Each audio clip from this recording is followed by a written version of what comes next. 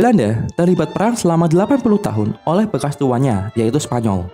Spanyol merupakan kuasa penjajah utama dengan pengaruhnya menjangkau setiap pelosok di dunia. Portugal dengan kerajaan kolonialnya terpaksa memerangi Belanda karena ikatan Spanyol di bawah pemerintahan Philip II.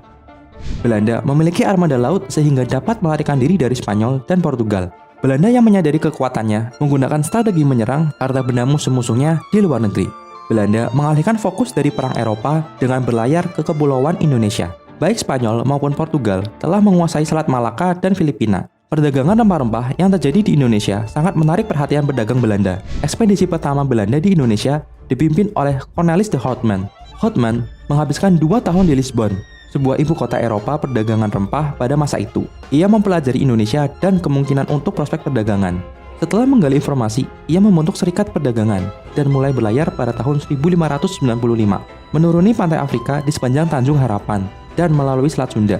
Belanda berlayar dan akhirnya berlabuh di Pulau Bali. Raja-raja di Pulau Bali membuat perjanjian persahabatan dan perdagangan. Kedatangannya di Pulau Bali menghasilkan beberapa pot lada yang pembeliannya menghabiskan biaya yang cukup tinggi. Pada tahun 1958, 5 ekspedisi dikerahkan dengan 22 kapal dikerahkan ke Indonesia. 13 kapal diantaranya melalui jalur Cape dan yang lainnya melalui Selat Magellan.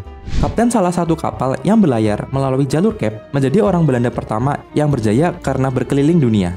Di bawah komando Jacob van Eyck, ekspedisi kedua Belanda mengerahkan 8 kapal yang berlabuh di pelabuhan Batam. Rakyat Batam yang saat itu bertentangan dengan Portugis kemudian menyambut baik Belanda dan senang hati menjalin perdagangan dengan Belanda. Sambutan hangat rakyat Batam membuat Belanda mampu membawa 4 kapal penuh lada. 4 kapal lain berlabuh di Ternate dan Banda. Ekspedisi yang dipimpin Jacob van Eyck ini meraup keuntungan mencapai 400%.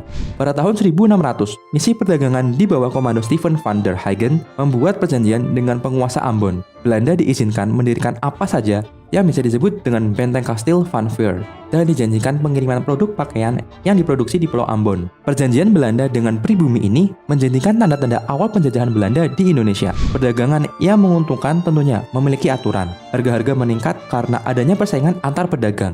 Permusuhan Spanyol dan Portugis sangat memprihatinkan dan pembentukan British East India Company terancam gagal.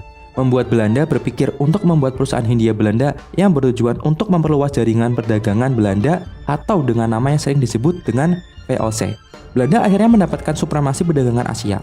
Konstitusinya didirikan pada tahun 1602 oleh Jenderal Belanda. Konstitusi tersebut memberikan hak monopoli perdagangan di wilayah antara Tanjung Harapan dan Selat Magellan. Kewenangan untuk membuat kesepakatan dengan pemerintah daerah, membangun benteng, memelihara angkatan bersenjata, dan memasang petugas keadilan. Di Belanda sendiri, setiap pelabuhan penting memiliki ruangan VOC. Kantor terbesar VOC berada di Amsterdam, yang mencerminkan semangat wirausaha Belanda. Masing-masing dewan akan mengatur kapal secara mandiri dan membagi keuntungan maupun kerugian secara merata. Kemudian, Belanda meningkatkan upaya mereka dalam mempertahankan dan meningkatkan jaringan perdagangan mereka. Pabrik baru pun didirikan di Pulau Jawa, Makassar, Ceylon, dan India. Perjuangan mengusir Portugis dan Spanyol di Nusantara dapat berhasil. Tahun 1602, armada Portugis dihancurkan di Johor. Belanda juga menyerang Filipina dan Selat Malaka yang masih dikuasai Portugis dan Spanyol. Namun, posisi Belanda yang belum stabil di Nusantara saat itu membuat Inggris masuk ke dalam persaingan dagang dengan membentuk British East India Company. Inggris mendirikan pabrik di Jakarta, Makassar, dan Aceh. Persaingan Eropa di Nusantara membuat penguasa pribumi saat itu menaikkan harga rempah-rempah. Sementara di saat yang sama, Inggris ingin menjual rempah dengan harga murah. Kemudian, Belanda memerintahkan pasukannya untuk memonopoli perdagangan dan mencoba menggulingkan posisi Inggris di Indonesia. British East India Company dan VOC saling merusak perdagangan di wilayah Nusantara. Di bawah pemerintahan masing-masing negaranya, kedua belah pihak bertemu di London tahun 1613 dan di Den Haag pada tahun 1615. Namun, pertemuan negosiasi tersebut tidak membuahkan hasil. Belanda akhirnya memutuskan satu-satunya cara untuk mempertahankan dan meningkatkan perdagangannya adalah dengan penaklukan total Nusantara. Gubernur Hindia Belanda, Jan Sohen, bersikeras pada kebijakan perluasan wilayah dan pengucilan Portugis, Spanyol, dan Inggris. Perdagangan rempah-rempah dianggap sebagai keamanan negara sehingga harus dipertahankan dan dimonopoli oleh seluruh biaya. Gerakan pertamanya adalah penaklukan Pulau Maluku dan Banda. Pabrik yang berada di Jakarta diperbesar dan diperkuat dengan aturan dari Pangeran Jayakarta. Datangnya Inggris di Jakarta membuat Pangeran memberikan ultimatum kepada Belanda untuk mundur dari benteng mereka. Belanda menolak untuk meninggalkan Jakarta dan Pangeran melakukan pengepungan wilayah selama 4 bulan.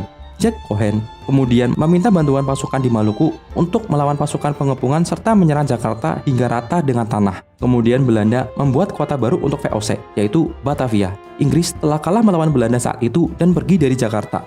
Setelah perginya Inggris dari Batavia, Belanda dapat dengan mudah melakukan interaksi dengan pribumi, sambil menekan pengaruh dari Spanyol dan Portugis. Pada tahun 1641, Belanda menaklukkan Melaka dan mengusir Spanyol dari Maluku. Belanda telah berhasil menempatkan dirinya sebagai negara Eropa terkuat di Nusantara. Lalu pada tahun 1656, Sultan Ternate ditangkap dan kemudian dikembalikan sebagai pengikut de facto kepada VOC. Posisi negara di Sumatera dijamin setelah hukuman ekspedisi melawan Sultan Palembang. Pada tahun 1666, Sultan Tidore mengakui kekuasaan Belanda. Makassar ikut mengakui kekuasaan Belanda pada tahun 1667.